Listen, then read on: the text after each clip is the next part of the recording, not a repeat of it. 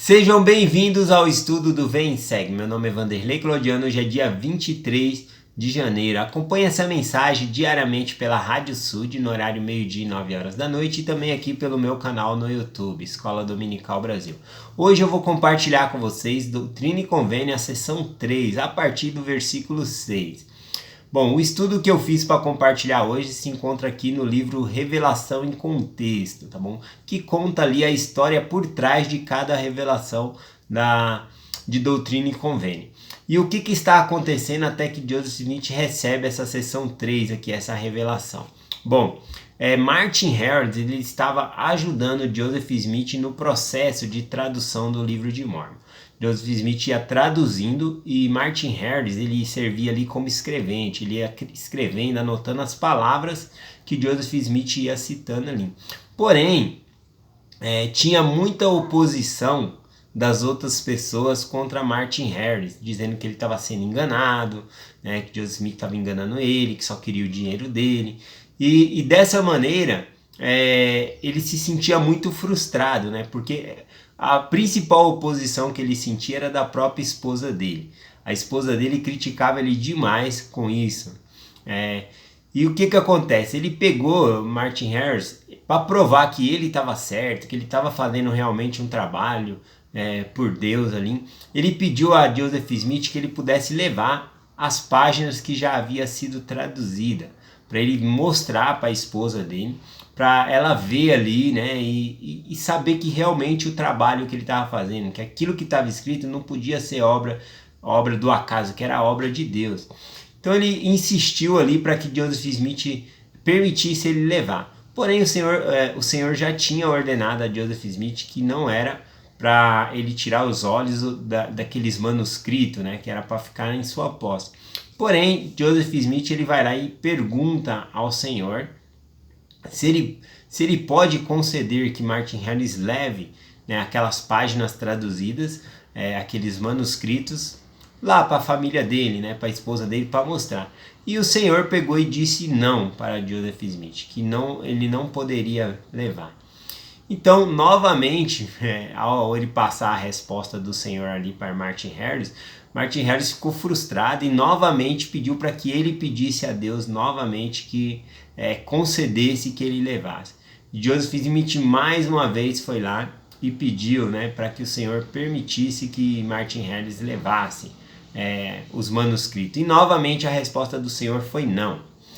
E depois de muitos e muitos pedidos de Martin Harris, Joseph Smith ele vai novamente perguntar ao Senhor ali sobre isso, né? Sobre se Martin Harris poderia levar os manuscritos ali. Então eu vou pegar a parte que está aqui no Revelação em Contexto no livro, né, e fazer alguns comentários, né? Aqui diz o seguinte, ó.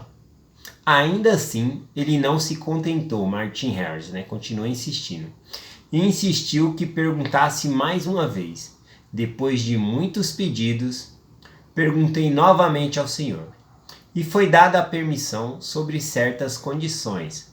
Martin poderia mostrar as páginas traduzidas apenas para sua esposa, seus pais, irmão e cunhado. Então era permitido que ele mostrasse ali somente para 5 pessoas. Animado, Martin Harris voltou para casa com as páginas dos manuscritos e mostrou à sua esposa. No entanto, ele não tratou o precioso manuscrito com os cuidados necessários e logo perdeu. E com isso, o que aconteceu, né, a respeito disso é pura especulação. Como foi que ele perdeu isso, né? Até tem um comentário aqui da irmã que mandou aqui para minha irmã Kátia Veiga, né? Ela pegou e falou assim: será que foi aquela esposa revoltada, né, que pegou? Realmente a esposa de Martin Harris, também tinha o nome de Lucy, ela era bem revoltada com isso, porque sempre ela queria ver essas placas, né, e Joseph Smith não podia mostrar. Já teve ocasião que ela estava na mesma casa morando ali, e ela abria os armários, fuçava tudo, né, para procurar essas placas, e ela ficava revoltada e falava que não tinha placa nenhuma, que por isso que Joseph Smith não mostrava. E essa era a acusação dela contra o marido dela, né, que Joseph Smith estava enganando.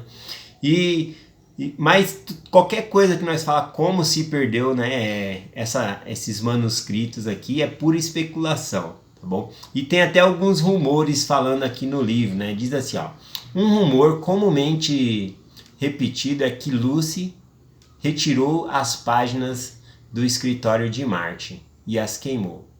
Porém, ela negou qualquer responsabilidade por sua perda, ou seja, ela morreu negando, né? Morreu negando ali, falou: não, nunca fui eu, nunca mexi nessas páginas, eu não sei o que aconteceu. Eu tenho certeza que ela não queimou essas páginas, né? Porque na seção 10 de Doutrina e Convênio, conforme eu estava ensinando ontem, fala que essas 116 páginas perdidas caíram na mão de homens iníquos e eles alteraram algumas palavras de Joseph ali, para quando ele traduzisse novamente, né, eles viessem ali e falar tá errado, né? Uma hora ele traduziu de um jeito, outra hora de outro, querendo desacreditar o livro de Mormon. Mas essa mensagem eu compartilhei ontem, né? Bom, era bem difícil também para Joseph Smith não ceder à pressão de Martin Harris, tá bom? Porque desde os 14 anos de idade, quando ele viu ali Deus o Pai Jesus Cristo, muitos não acreditaram nas suas palavras, né? E quando ele tinha 17 anos ali, que ele recebeu o anjo Moroni, falou onde estavam as placas, muita gente não acreditou, né? Os que acreditavam ali queriam roubar a placa, então ele não tinha pessoas apoiando ele, exceto a família dele. E ele encontrou na pessoa de Martin Harris um verdadeiro amigo. Inclusive Martin Harris já havia trabalhado com Martin Harris na fazenda, então eles se tornaram ali amigos, né?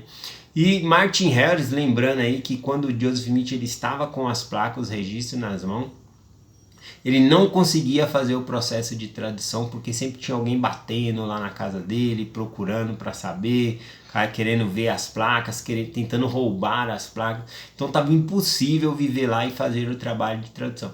E nessa hora, Martin Harris ele veio ali com um auxílio, né, e ajudou ele com $50 para ele se mudar, né, dali da casa dele e ir para outro lugar mais distante para que ele fizesse esse trabalho. Martin Harris também depois ele foi para onde Joseph Smith estava ajudando na tradução. Então, o que acontece? Martin Harris ele era muito mais velho do que Joseph Smith. Ele tinha um respeito, né? Ele era um concidadão respeitado ali. Então, tinha várias coisas que era a favor de Martin Harris. E por isso ele perguntava, né? Joseph Smith ele perguntou várias vezes. Ele queria agradar o amigo dele ali. Inclusive, enquanto Joseph Smith estava traduzindo o livro de Mormon, na casa dele estava a Emma, né? A esposa de Joseph Smith estava grávida. Estava Joseph Smith e Martin Harris na mesma casa ali, e Martin Harris ajudando. Era Martin Harris que estava ali ajudando, trazendo o sustento da casa, comprando as coisas, porque Joseph Smith ele teve que se ocupar 100%, né, nesse trabalho de tradução, então ele não tinha tempo de trabalhar, fazer essas coisas. No início, o trabalho de tradução também ele foi bem mais lento, tá bom? Exigia ali um coração puro, uma espiritualidade maior.